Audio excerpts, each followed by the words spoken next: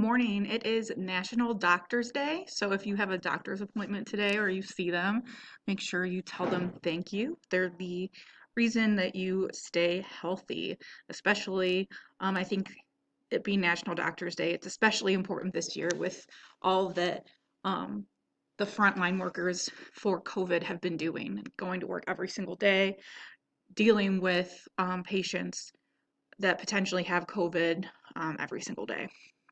So I think National Doctors Day is definitely something to highlight, particularly in our society right now.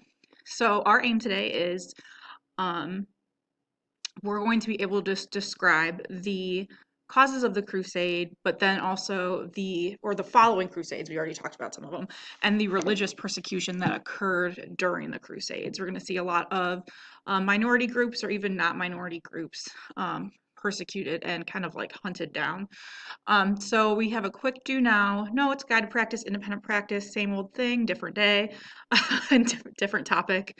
And then you do have a quiz tomorrow, but I did attach a link for a practice quiz so that you can do that as well. All right, so for your do now, you have another question from the New York region, so that high school level questioning. You're going to read the timeline, analyze it, and then select the answer. And you'll just put the number, because they don't use letters, which it's kind of weird, but they use numbers. So just put the number in your answer box. And I know on yesterday's or Friday's lesson, I didn't have a box. If that ever happens in your slide, just create a text box. There's a little box at the top here. I'll even show you really quick how to do it. So you would just go, just in case I forgot Friday for some reason. You'll just go up here, click text box, and just enter in that way. So if by chance it doesn't, if there isn't an answer box, that's how you can quickly make a text box. All right, so you're going to analyze this timeline that has to do with inventions, both in China and the Western world. So that's Europe, where we're talking about right now. So go ahead and pause the video and answer this question.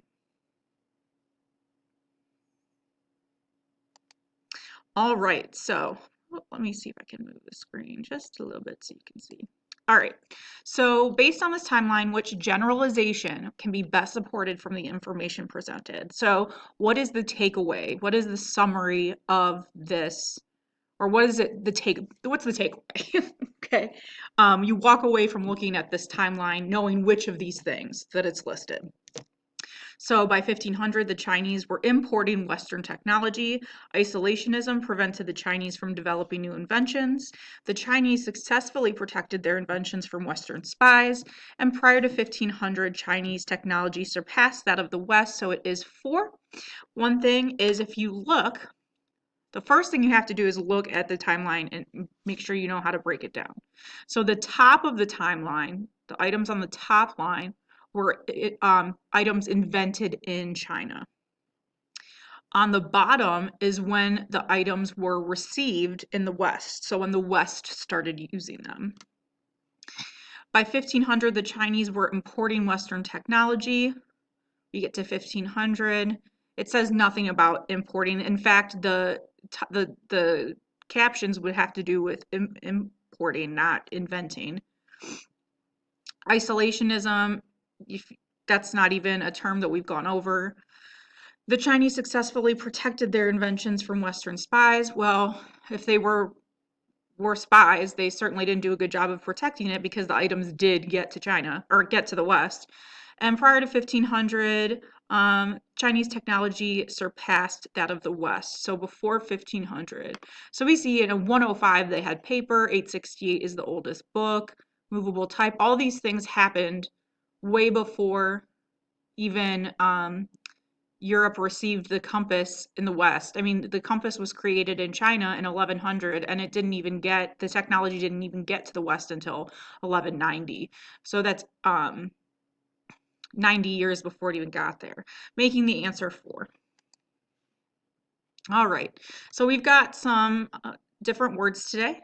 One is just a review word, just so that we know when we're talking about persecution, what we're actually talking about.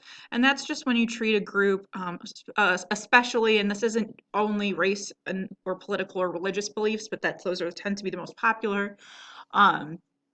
hostility and ill treatment. So if you treat someone bad because of their race, political, religious beliefs, and again, that can be, people, you can be persecuted for pretty much anything. But heresy is a belief that is rejected by the official church teaching.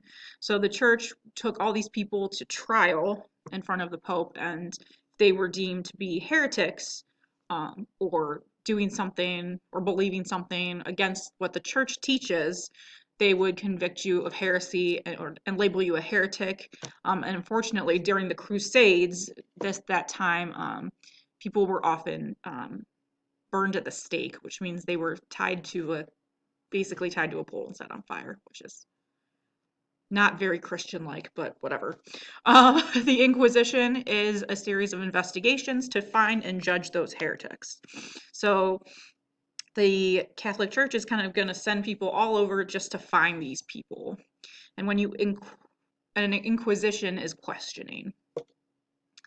The Knights Templar is an order of military knights that were endorsed by the Catholic Church. They were kind of the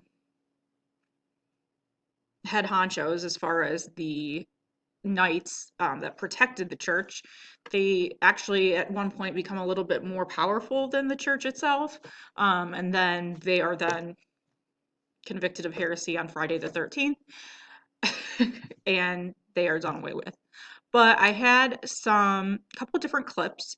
The first one is pretty brief. It's only 2.5 minutes, but it's an intro to an episode of Military Supermen, and kind of runs through. It's very, very good. And like I said, it's only about 2.5 minutes. And then the same with this clip from the movie The Da Vinci Code, which is also a book by Dan Brown. And this particular clip, he's talking about the Knights Templar, and there's lots of like conspiracy theories about the Knights Templar. They kind of like, there's some people that think they like secretly run the world and we just like don't know it. But in this particular case, they're talking about finding the Holy Grail, that the Crusades was not a religious war at all, but it was just whatever. He'll explain it. All right, so Fourth and later Crusades, let's get this guided practice started.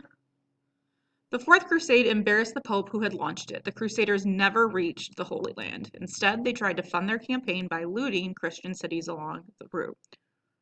Looting Constantinople. In 1204, Crusaders stormed Constantinople, the rich Byzantine capital.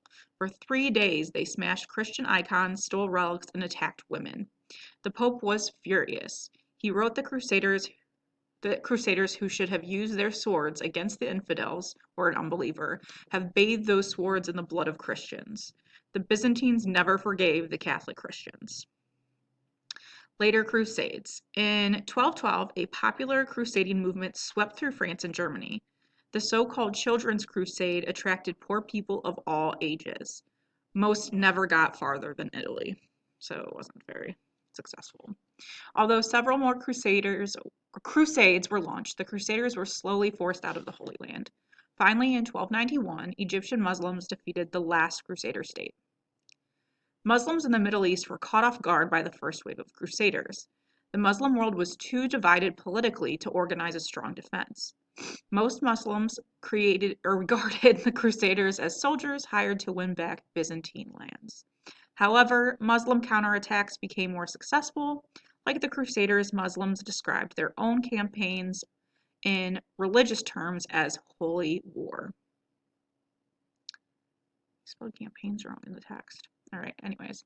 So our first question is, the text says the Fourth Crusade embarrassed the Pope who launched it. Why was this so? So why would the Pope have been embarrassed about the Fourth Crusade?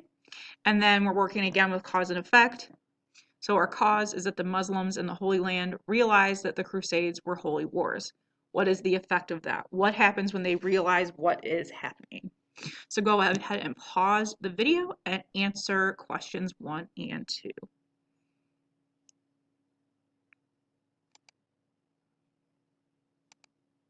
All right, so if you don't have it verbatim, that's okay. But basically, the Pope would be embarrassed about the Fourth Crusade because it didn't do anything. They never reached the Holy Land. They never got there. And then when they reached Constantinople, they like smashed all these icons and pictures of, Holy Scripture and, pictures and statues and all these things and stole and attacked women and all of this. When Constantinople was a Christian city, it was the capital of the Byzantine Christian Empire. I don't know.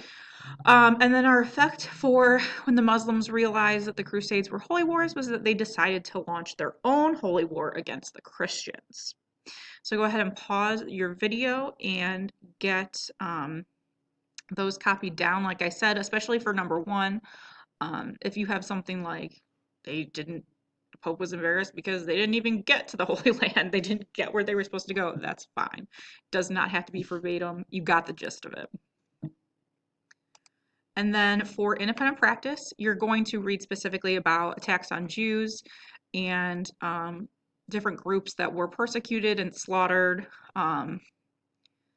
murdered essentially. And then you'll continue to read about the Knights Templar and the Inquisition and why that happened and the effects of that. And then more the effects of the Crusades. So you'll look for the cause of why trade increased during the Crusades. And then I want you to do this extended thinking. So beyond trade, what ways did Europeans benefit from the Crusades? So beyond the idea of goods being traded, how did the Crusades also benefit the Europeans in other ways? Okay, there's a nice big box, so that obviously means I'm looking for complete sentences, more than one sentence. There is the word extended, which means extended. It's not going to be a two-word answer. It's going to be a couple sentences, which is the expectation for this response. Then on this last slide, in your slides, this is just our closing that has your turn-in checklist, everything like that. But also at the top, there's a link for, oops, that's not what I wanted to do. Oh well. For the quiz review, it's just not all of the questions, but most of the questions reworded for the quiz tomorrow so you can practice. And that's all I got. So I will see you tomorrow for your quiz. Please watch the video tomorrow because it's got some quick instructions, and then you will be free to spend your Wednesday working, just like me. All right, I'll see you tomorrow, guys.